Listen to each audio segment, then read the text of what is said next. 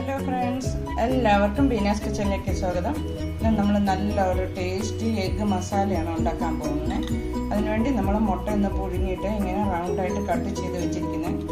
നമ്മളൊരു കടയിൽ ഒരു 2 സ്പൂൺ എണ്ണ ചൂടായി വന്നിട്ടുണ്ട്. അപ്പോൾ നമുക്ക് ഇത്തിരി കടുക് ഇട്ട് കൊടുക്കാം. അതിൻ്റെ കൂട്ടത്തിൽ നമ്മൾ ഇത്തിരി ഗരം മസാല എടുത്തിട്ടുണ്ട്. 2-3 ഏലക്കായ, 2 ഗ്രാമ്പു, ഒരു ചെറിയ പീസ് കറുവപ്പട്ട, ഒരു കറുവാട ഇല. ഇത് ഇട്ട് കൊടുക്കുക എണ്ണയിലോട്ട്. ആദ്യം ചെറുതായിട്ടൊന്ന് മൂത്താൽ മതി. ഒരു വലിയ സ്പൂണ് ഇഞ്ചിയും വെളുത്തുള്ളി നമ്മൾ ചതച്ച് വെച്ചിരിക്കുന്ന, തീരെ പേസ്റ്റ് ആക്കണ്ട, ഇത് ചേർത്ത് കൊടുക്കാം.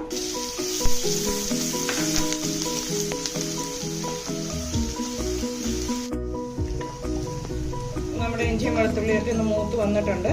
അപ്പം നമ്മൾ 2 വലിയ സവോളയാണ്, അതൊന്ന് ക്രഷ് ചെയ്ത് വെച്ചിരിക്കുന്നതാണ്. തീരെ അരിഞ്ഞു പോകണ്ട, അത് ചേർത്ത് കൊടുക്കാം.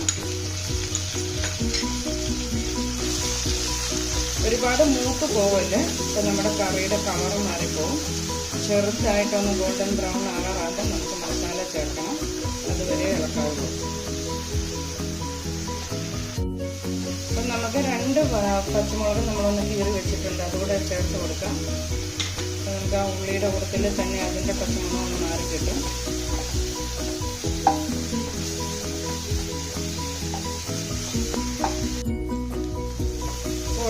ഉള്ളിയൊക്കെ ഇത് കണ്ടോ, ഒരുവിധം കളർ മാറി വന്നിട്ടുണ്ട്.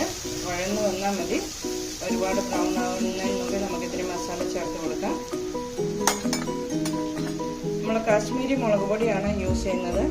1 സ്പൂണ് ചേർത്ത് കൊടുക്കാം. മുട്ടയ്ക്കൊക്കെ ആകുമ്പോൾ ഒരുപാട് എരിവ് വേണ്ടായിരിക്കും. കൂടുതൽ സ്പൈസി വേണ്ടിയവർ കുറച്ച് കൂടുതൽ ചേർത്താൽ മതിയാവും. 1 സ്പൂണ് മല്ലിപ്പൊടിയും കൂടെ ചേർക്കാം. ഒരു 1/4 ടീസ്പൂണ് മഞ്ഞൾപ്പൊടിയും കൂടി ചേർക്കാം. നമുക്കൊന്ന് നല്ലതുപോലെ മിക്സ് ചെയ്യാം. മസാല നല്ലതുപോലെ മൂത്തിട്ടുണ്ട്. ഈ സമയത്ത് നമുക്ക് ഒരു തക്കാളി ഒന്ന് അരച്ചു വെച്ചിരിക്കുന്നതാണ്, അത് ചേർത്ത് കൊടുക്കാം.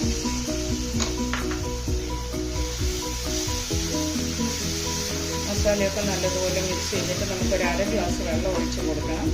തക്കാളിയൊക്കെ ഒന്ന് വെന്ത് നല്ലതുപോലെ ഒന്ന് മസാലയൊക്കെ മിക്സായി കിട്ടും. അപ്പോൾ ഈ സമയത്ത് ഞാൻ ഒരു തണ്ട് കറിവേപ്പിലയും കൂടെ ചേർത്ത് കൊടുക്കുന്നുണ്ട്.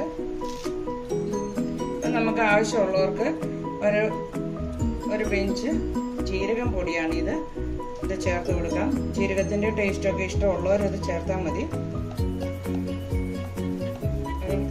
കുറച്ച് കുരുമുളക് പൊടിയും കൂടി ചേർത്ത് കൊടുക്കാം.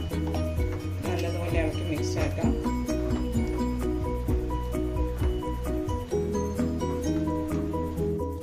മസാലയൊക്കെ നല്ലതുപോലെ മൂത്ത് വന്നിട്ടുണ്ട്. ഈ സമയത്ത് നമുക്ക് ഗ്യാസ് ഒന്ന് സ്ലോ ആക്കിയിട്ട് ഒരു 2 സ്പൂണ് തൈരാണ്, അത് നമ്മൾ ചെറുതായിട്ടൊന്ന് ഉടച്ചിട്ട് ചേർത്ത് കൊടുക്കാം.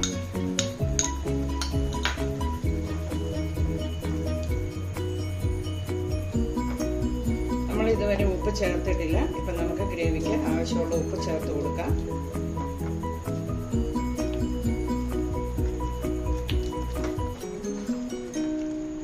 നല്ലതുപോലെ ഇളക്കി മിക്സ് ചെയ്തിട്ട് നമ്മൾ കട്ട് ചെയ്ത് വെച്ചിരിക്കുന്ന മുട്ട ചേർത്ത് കൊടുക്കാം.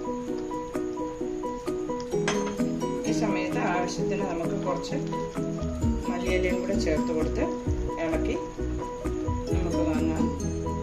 വളരെ പെട്ടെന്ന് തന്നെ തയ്യാറാക്കാവുന്ന ഒരു കറിയാണ്. ഒരുപാടിട്ട് ഇളക്കി ഉണ്ണിയൊന്നും ഇതിനകത്ത് നിന്ന് ഇറങ്ങി പോകാതെ പതുക്കെ വേണം നമ്മൾ ഇളക്കിയെടുക്കാൻ. അപ്പോൾ നമുക്കിനി ഗ്യാസ് ഫ്ലെയിം ഓഫ് ചെയ്യാം. നല്ലോണം സേവിങ് പാത്രത്തിലോട്ട് നമുക്ക് മാറ്റാം.